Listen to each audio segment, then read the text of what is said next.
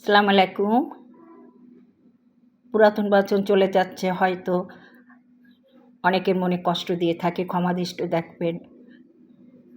তাই এই শেষ মুহূর্তে সবার জন্য একটু মিষ্টিমুখ রেখে গেলাম। আজ আমি লতিকা বানালাম, কেমন লাগলো জানাবেন। খোদা হাফেজ। ধন্যবাদ সবাইকে।